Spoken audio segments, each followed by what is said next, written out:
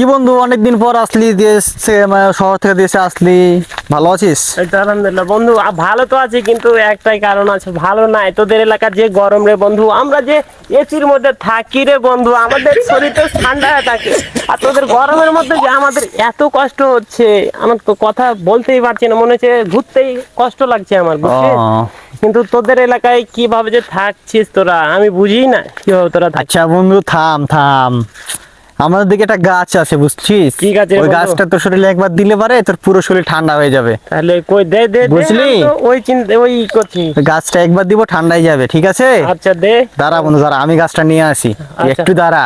ঠিক। একবারে এমন ঠান্ডা হবে না বন্ধু, তুই এসি ফেল। ঠিক আছে। ঠিক আছে? আচ্ছা তা নিয়ে এসো গো। এই যে বন্ধু, সেই পাতা, বুঝছিস? এটা তোর শরীরে একবার দিলে পারে তোর শরীর পুরোটাই ঠান্ডা হয়ে যাবে, বরফের মতো ঠান্ডা। নিয়ে নিয়ে দে। ঠিক আছে, দেখি। দে।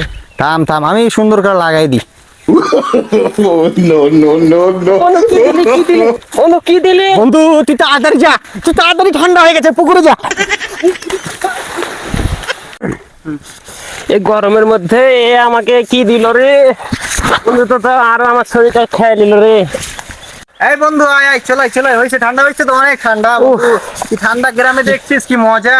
কি শরীর আর চুলকাচ্ছে রে বন্ধু রে, কি দিলি আমার আরে শরীরে? তোর শরীরে সুট করবে না, আমাদের এলাকার ঠান্ডা, এটা হচ্ছে সবচেয়ে এসি তো, তুই ভালো এসি খাস নাই কখনো, এই জন্য তোর এটা দিছি, কিন্তু সহ্য হবে না তোর শরীরে। চ চ চ চ চ, বাসায় যাই, চ।